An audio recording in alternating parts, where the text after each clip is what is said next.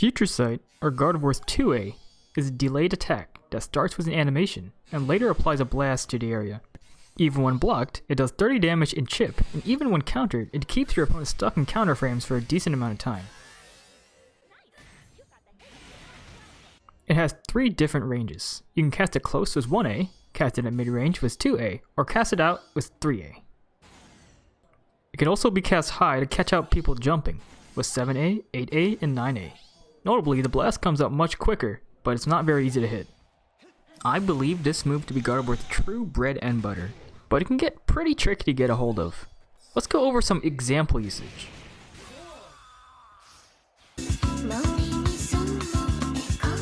The Common Guard generally uses this move to control space or zone, casting it relatively far to your opponent's position to force your opponent to deal with it. An example effective defensive strategy is to cast it close to you to discourage your opponent from jumping onto you while you cast other things. Even if you're hit, Future Sight will still come out as long as you didn't get knocked down. A very common combo is using Future Sight and Energy Ball. Press one or the other and then use whatever's left to cover their evasive options. Stored Power is a very effective option to deal with very patient opponents. So, I set up a Future Sight, and then as they block, I use a fully charged Stored Power to push them way back. When done correctly, the opponent doesn't have any time to counterattack, giving you lots of space. There are a bunch of other ways to utilize Future Sight defensively, but it padded the video out a bit too long, so just try to be creative.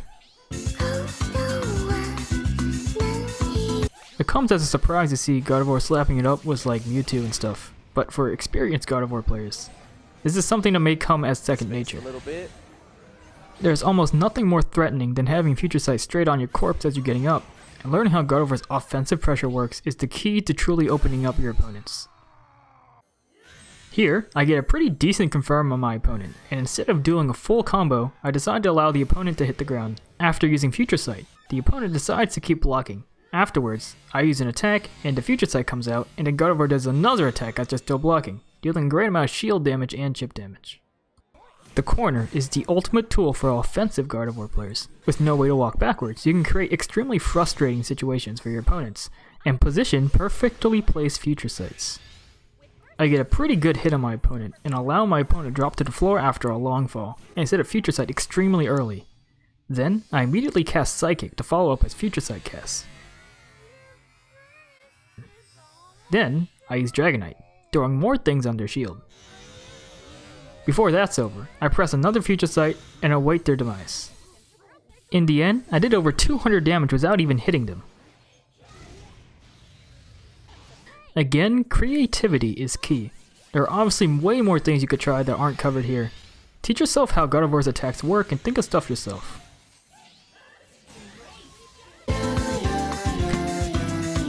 Future Sight takes a while to cast, so while you're in a neutral situation, be wary of what your opponent can do.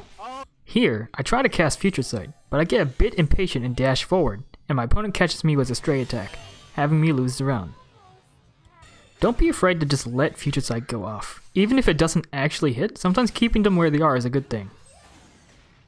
Losing stage control is a really big deal, so try using other moves to make way for your Future Sight.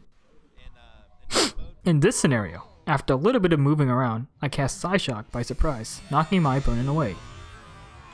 As my opponent recovers, I cast Future Sight quickly and then an Energy Ball, forcing my opponent to respect the 2 incoming attacks and put myself in a strong position. Trial and error is the key to mastering Gardevoir in general.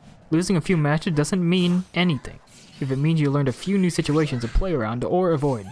Gardevoir isn't a character you can cheat a win with, so just remember to be patient. Future Sight is a pretty big part of mastering her kit, and no two Gardevoirs actually play the same, so hopefully you can take away a few things, and maybe you create your own style, you know? That's all I have. Hopefully this helps. And happy Pokkéning.